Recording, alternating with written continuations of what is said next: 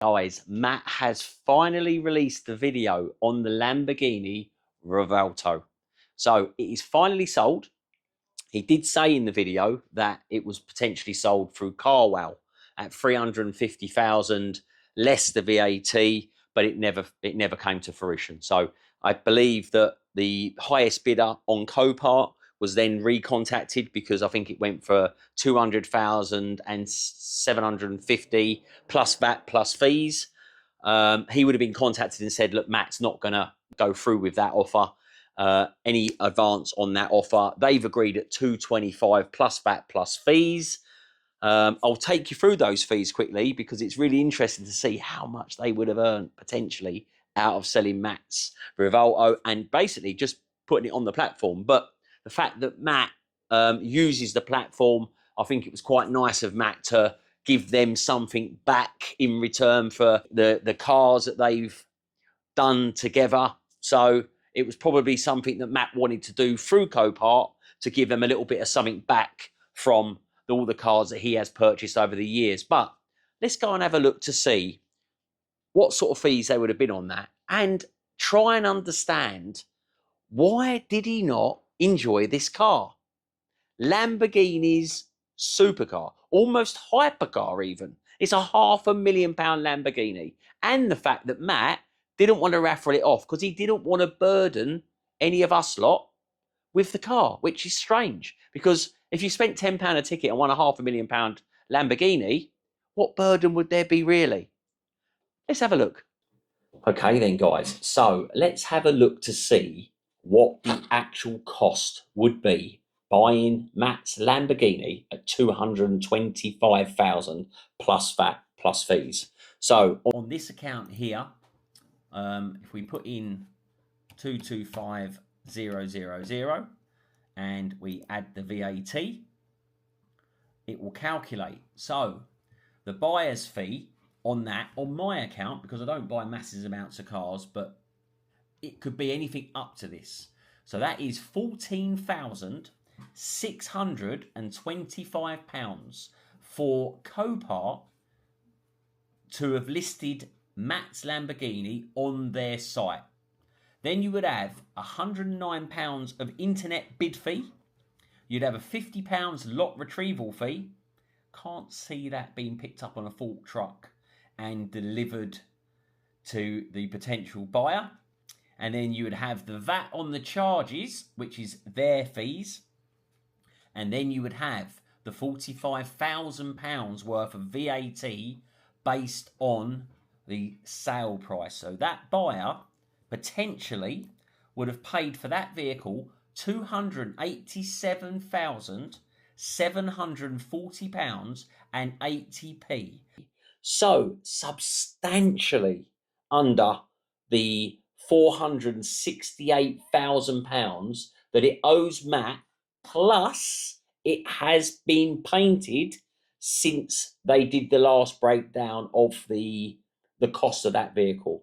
So even if you said it cost him a couple of grand because it's Matt, you're going to be looking at potentially £470,000 for that car.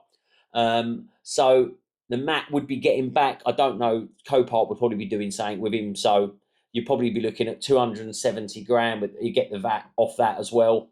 So it's going to be a £200,000 loss. But like everything, £200,000 loss. But then you think what he makes back through YouTube and bits and pieces, plus the fact he'll be able to offset the loss for the vehicle. So really, is it a loss? It's probably not a loss. You know, it's a massive learning curve because like what Matt said, he's only going to buy moving forwards a car that he actually wants within the collection. So if something doesn't sell, it's not the end of the world. It can just sit in the collection, and quite rightly so. So fair play to Matt because that's how he's made his money. I just was really interested to see what this car would do. Being a person that enjoys these sorts of cars, Lamborghini being my favourite manufacturer, I just didn't know if this vehicle, being the hybrid technology that it is would this affect the car? We do know it is hemorrhaging money in terms of the depreciation.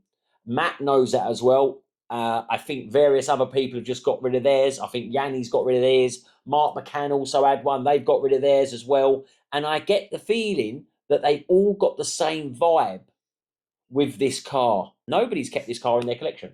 So there is obviously a reason why this car is not in their collection. 1001 bhp. Insane.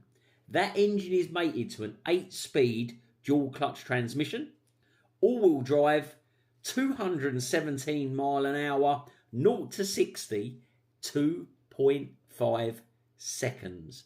Unbelievable.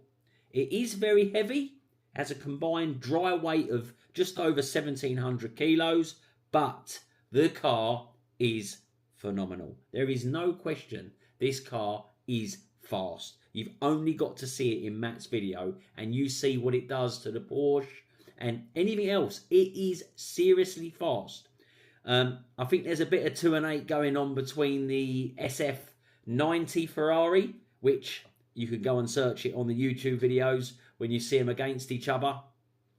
Interesting video. But for me, as a Lamborghini man, I absolutely think that these cars are amazing. But the hybrid question mark still remains. Is this going to be a problem for people moving forwards? Are people going to move away? Are we going to see massive depreciation because of this technology? What do you think, guys?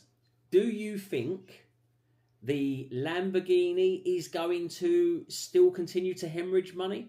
It is potentially, well, from what I've seen so far, it's been doing between 8 and 10 grand a month. But it will come to a point where it will plateau.